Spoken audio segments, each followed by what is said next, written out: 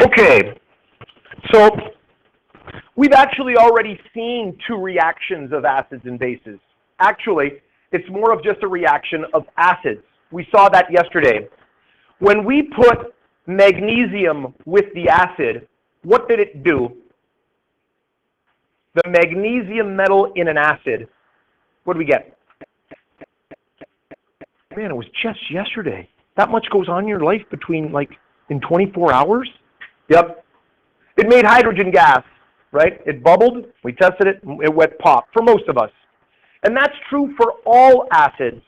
So we actually know one reaction already of acids. It reacts with metals to produce hydrogen gas.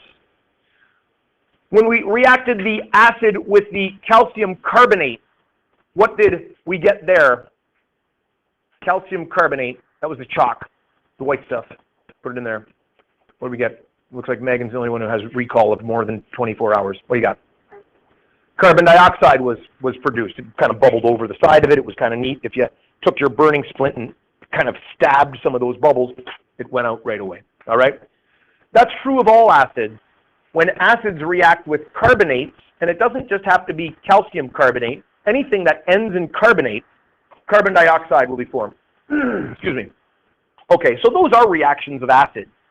The bases don't behave the same way. They don't react with metals or with carbonates. What we want to talk about now is a specific type of reaction that involves both acid and base. And that's called a neutralization reaction. And you guys are pretty good. You write that title down right away, and that's excellent. So I'm going to bring everything up here. Oh, and I don't want to give you the answers. Beautiful.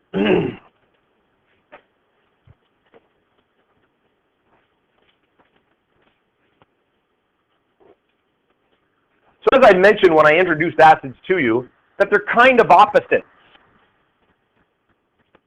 They do have similar reactions in that they can change indicators different colors, but they have slightly different reactions too.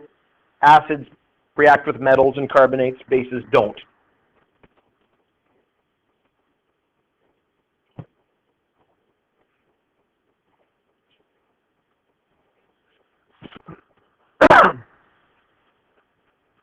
When you put an acid with a base, you get what is called a neutralization reaction.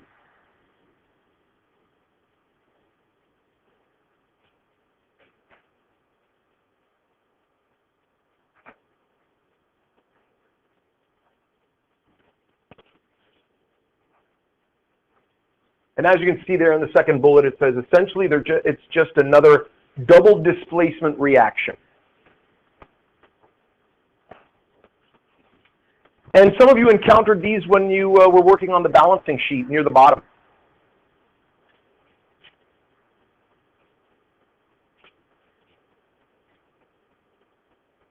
So if I had an acid, in this case it's hydrobromic acid, with a base in separate containers.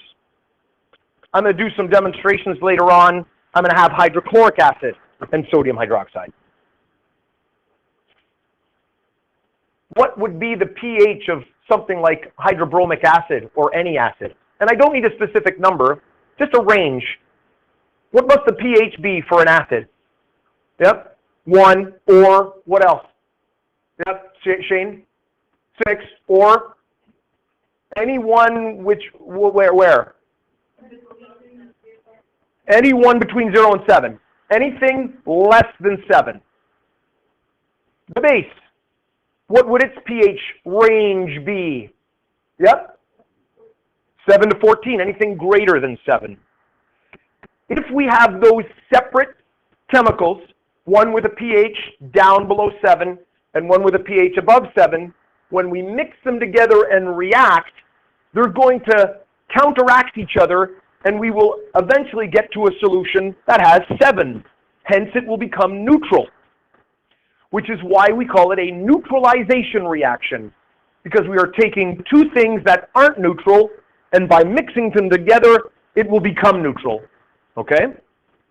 Now, we must mix them in the exact same amounts. If you have a whole lot of base or a whole lot of acid and just a little bit of base, you will shift the pH closer to 7, but it might not be enough to get there. That would just be kind of a partial neutralization. If you then continued to add base, you would eventually get to the point where you've canceled out the acid and you get to the pH of 7, and then you've achieved a complete neutralization. Yep?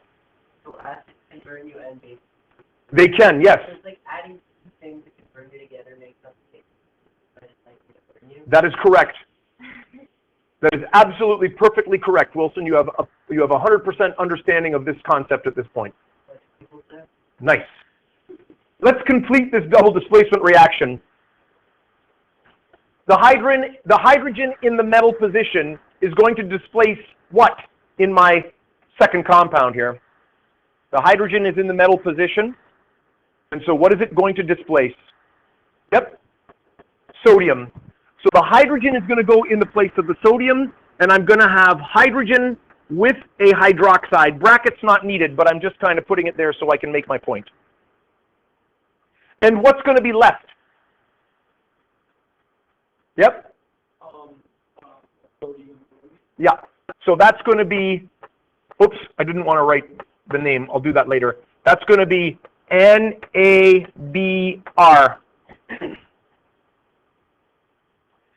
We have to use our crossover method to make sure that we've done everything correct. Sodium is +1, bromine or bromide is -1, so that's good. H is 1, and hydroxide is 1, and that is good. All right? So what do we get then as products? We get sodium bromide and hydrogen hydroxide. That's not the way we normally write this molecule. What is this molecule? Yeah, Marissa? Yeah, this is H2O.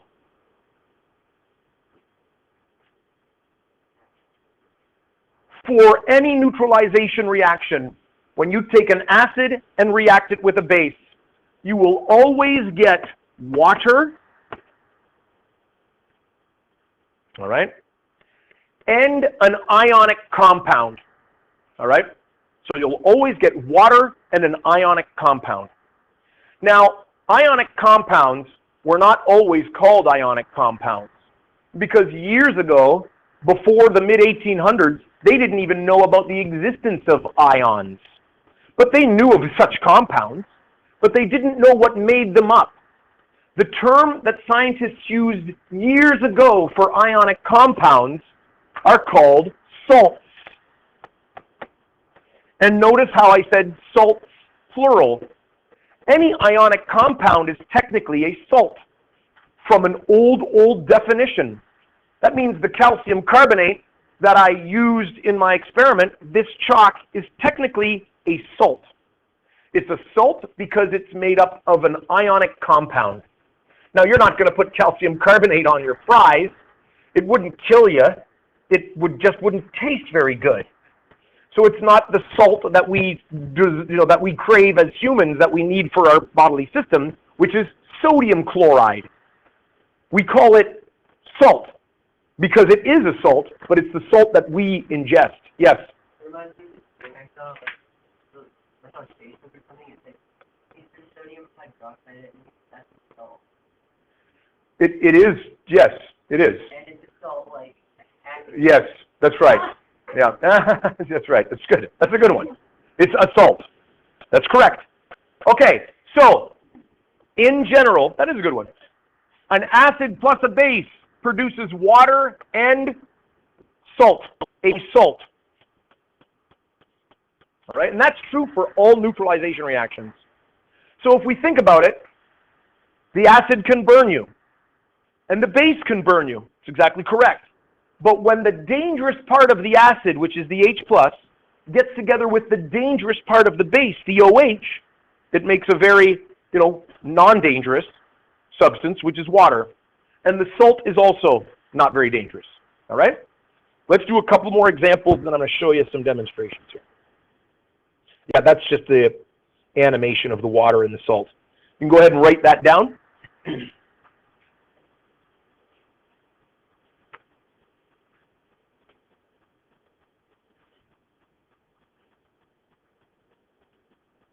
Now again, they're only neutral if you add them in equal amounts.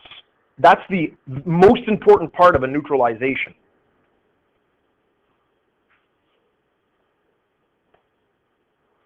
If you didn't add them in equal amounts, then it still could be acidic or it could be basic. It would be just less acidic or basic. That actually brings us to a practical situation. Let's say that you had a clogged drain, and let's say that you inadvertently spilled the drain cleaner all over the floor. And now you've got something that is a strong base all over the floor.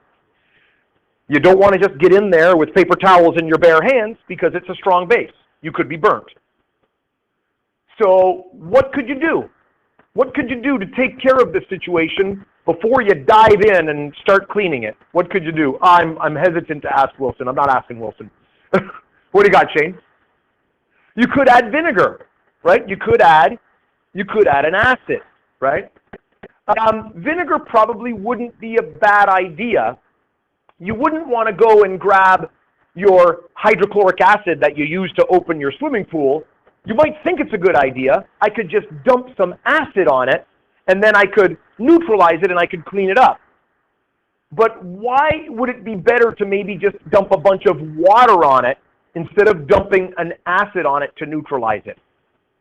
Why would it be a better idea to just dilute it and make it so, watery that it's not dangerous anymore, as opposed to dumping a bunch of the acid on it? Yep.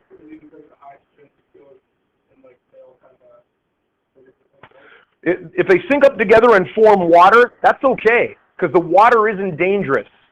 What could go wrong? Yeah, what do you think, Abby?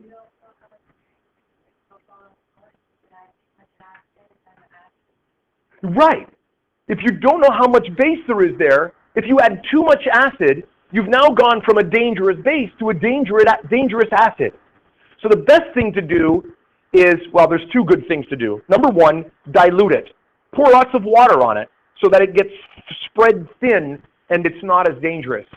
Number two, sodium bicarbonate, baking soda, can do a neat little trick that's way above the scope of this course. Sodium bicarbonate has the ability to behave as a base when it's up against an acid, but it also has the ability to behave as an acid when it's up against a base. And when you spread sodium bicarbonate on it, it will neutralize both acid and base. And even if you put too much, the sodium bicarbonate isn't a dangerous substance. So you can cover it with baking soda. It will neutralize, you want to stir it in a little bit, it'll neutralize either acid or base. So you could neutralize anything if you didn't know what it was. Sodium bicarbonate is a great thing to use for that. So you don't want to try to neutralize it with something other than sodium bicarbonate, because you could end up making it more dangerous. All right, excellent. Good thinking there. Let's do these two reactions here, and then there's a couple of little homework problems. And then, like I said, there's a little reading thing that I want you to do. And once you get that all written down, then I'm going to show you a demonstration to finish off.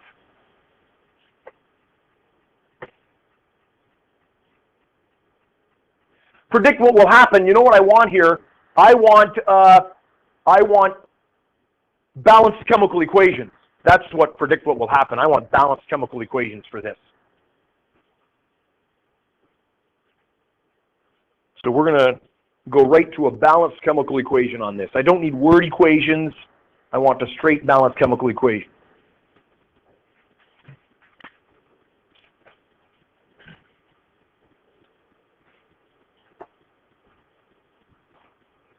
This isn't too bad. HCl plus NaOH. You can finish that off. Sulfuric acid, just to help those out who are wanting to kind of like finish. I'm going to let you finish them both off. So what's the formula for sulfuric acid? It's related to sulfate. And I need some H's on the front of it. So if you've got your periodic table, you can go to the ions chart, find a sulfate, and then tell me how many H's I need to put on the front of it.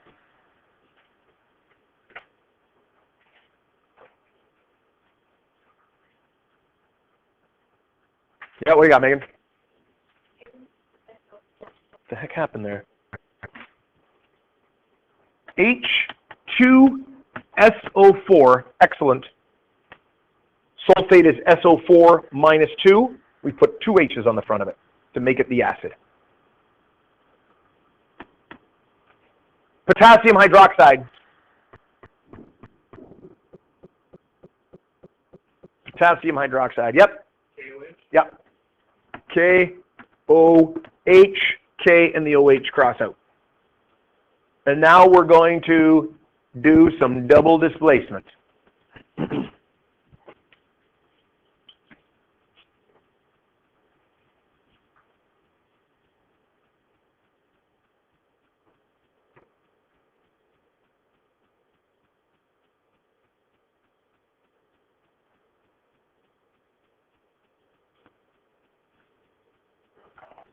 Or you could memorize what the products are.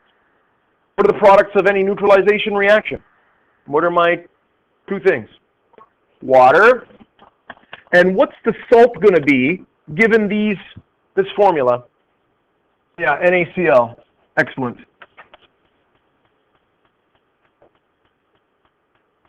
And if we stare at that long enough, what are we going to conclude? We don't have to stare for too long. What's true about this one?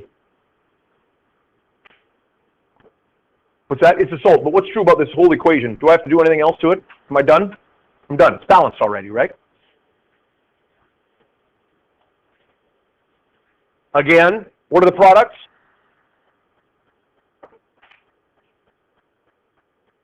What are the products? What are the products here? HOH, excellent. I'm going to write that as H2O, though, because that's what it is. That's good. And what's the formula of the salt going to be in this case? So we've got K, we've got SO4. I do need to cross it over. What's the charge on the SO4? Nope. Nope, it's not. You got a big chart on your periodic table. Take a look at it. Yep. Is it 3? Nope. No, it should say 2. I hope it doesn't say 3 on there for SO4. Yeah, you were looking at PO4. All right. So that means I need a 2 right there, right? That would be phosphate.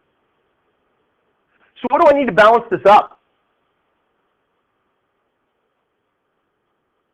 Everything needs to, oh, I need something here, don't I? Need a 2 there. And what do I need to do with my waters? Somebody said it. They're starting to say it too. 2 waters in there. Okay?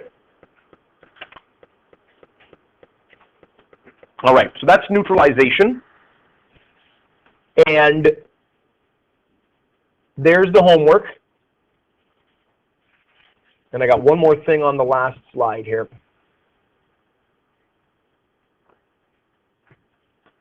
As people are done writing that down.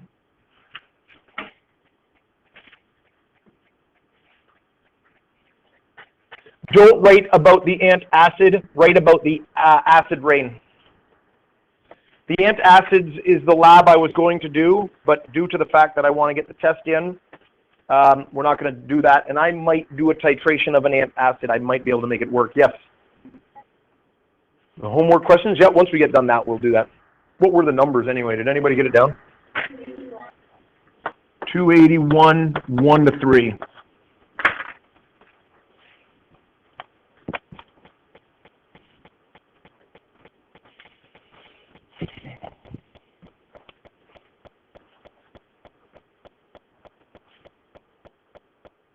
So again, don't worry about the antacids. I'll talk about that in a moment.